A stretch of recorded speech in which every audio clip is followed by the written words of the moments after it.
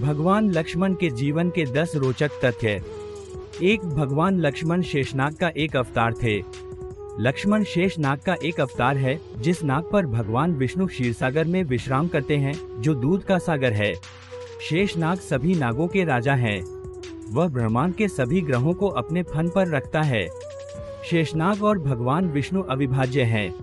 भगवान विष्णु को अक्सर शेषनाग पर आराम करने के रूप में चित्रित किया जाता है। जब भगवान विष्णु राम के रूप में पृथ्वी पर उतरे तो शेषनाग उनके साथ लक्ष्मण के रूप में आए। यही कारण है कि हम ताटिक मिथिला को नष्ट करने के लिए रावण द्वारा भेजा गया एक नाग को लक्ष्मण को देखकर भागते हुए देखते हैं। 2. लक्ष्मण ने बलराम के रूप में अवतार लिया। लक्ष्मण ने एक बार कहा था कि चूंकि वह राम से छोटे हैं, इसलिए उनके बड़े भाई की प्रत्येक आज्ञा का पालन उन्हें करना था। यही कारण है कि बड़े भाई बनने की उनकी इच्छा अगले अवतार में पूरी हुई। जबकि भगवान विष्णु छोटे भगवान कृष्ण बने, शेषनाग बड़े भाई बलराम बने। लक्ष्मण शेषनाग के अवतार थे और शेषनाग विष्णु से अविभाज्य हैं। इसलिए जब विष्णु राम के रूप में पृथ्वी पर अवतरित हुए, शेषनाग ने लक्ष्मण के रूप में अवतार लिया, और जब विष्णु ने बाद में कृष्ण के रूप में अवतार लिया तो शेषनाग उनके बड़े भाई बलराम के रूप में उनके साथ थे। 3. लक्ष्मण को गुड़ाकेश के नाम से भी जाना जाता है। जब भगवान राम के वनवास के दौरान लक्ष्मण ने 14 साल तक उनके साथ रहने का फैसला किया। उन्होंने नींद की देवी निद्रा देवी से अनुरोध किया कि वे उन्हें 14 साल तक न सुलाएं ताकि वह जाग सके और भगवान राम और सीता की रक्षा कर सके। निद्रा देवी उनके समर्पण से प्रभावित हुई और उन्हें वरदान दिया। यही कारण है कि लक्ष्मण को गुड़ाकेश के नाम से भी जाना जाता है। यह एक बहुत ही मजबूत शर्त थी जिसने उसे मेघनाद को मारने में सक्षम बना दिया। मेघनाद को वरदान था कि उसे केवल गुड़ाकेश ही मार सकता है, जिसने नींद को हरा दिया है। 4. लक्ष्मण ने 14 साल तक कभी किसी महिला का चेहरा नहीं देखा। लक्ष्मण सच्चे सज्जन थे। वनवास के दौरान भी लक्ष्मण अपने भाई राम और भाभी सीता के साथ रहे, लेकिन उन्होंने कभी उनका चेहरा नहीं देखा। उसने केवल उसके चरणों को देखा। जब सुग्रीव ने उन्हें सीता द्वारा फेंके गए आभूषण दिखाए, जब रावण उन्हें लंका ले जा रहा था, तो लक्ष्मण केवल सीता की पायल की पहचान कर सके।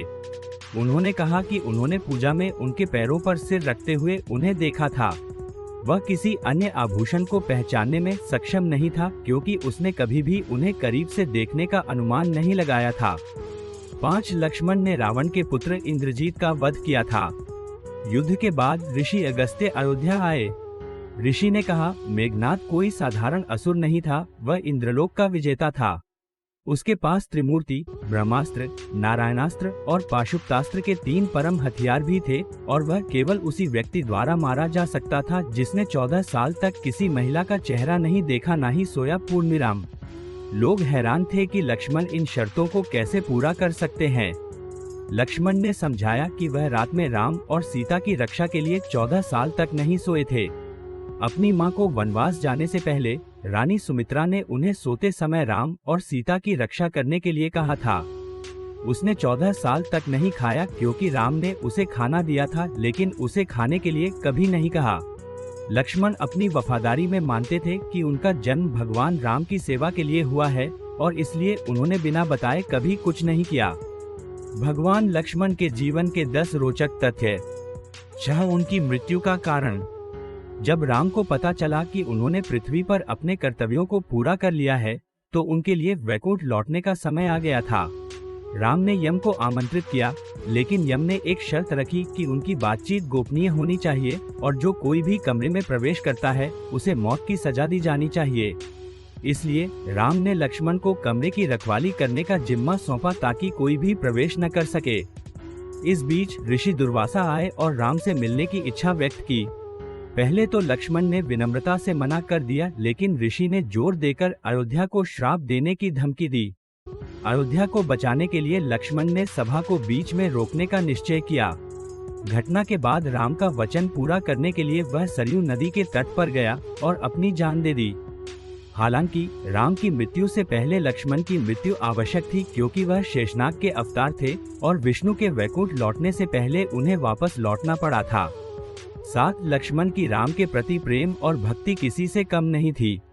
वनवास से पहले राम अपनी ही पत्नी को समझाने की कोशिश करते हैं और उससे कहते हैं कि अगर वह चाहे तो वह अपने ससुराल वालों के साथ राज्य में वापस रह सकती है। लक्ष्मण को वापस रुकने के लिए मनाने के लिए राम चर्चा का ये विषय भी नहीं लाते, क्योंकि राम जानते हैं कि लक्ष्मण वैसे भी वनवास में उनका पीछा करने वाले हैं। 8 भगवान राम भी लक्ष्मण से अत्यधिक प्रेम करते थे। लक्ष्मण राम को बहुत प्रिय थे।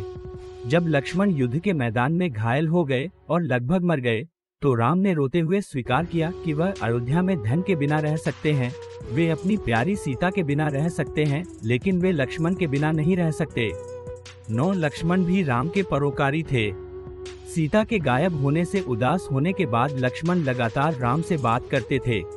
वाल्मीकि रामायण में वनवास के दौरान कई मौकों का हवाला दिया गया है जब राम एक पागल की तरह लगातार रोते रहे, सीता के ठिकाने के बारे में जंगल में पेड़ों, फूलों, पौधों और जानवरों से पूछते रहे और अक्सर उदास और तड़पते हुए जमीन पर बेहोश हो गए, जबकि लक्ष्मण ने एक की भूमिका निभाई, कार्यवाहक और परामर्शदाता, जिन्होंने उन्हें प्रेरणा के शब्दों से उत्साहित किया।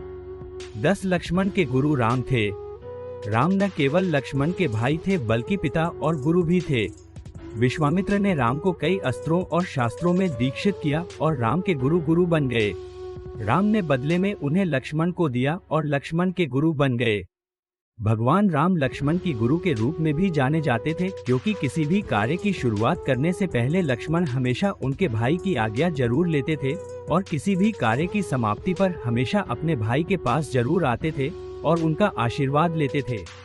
इस बात से यह स्पष्ट होता है कि भगवान लक्ष्मण भगवान राम के शिष्य थे।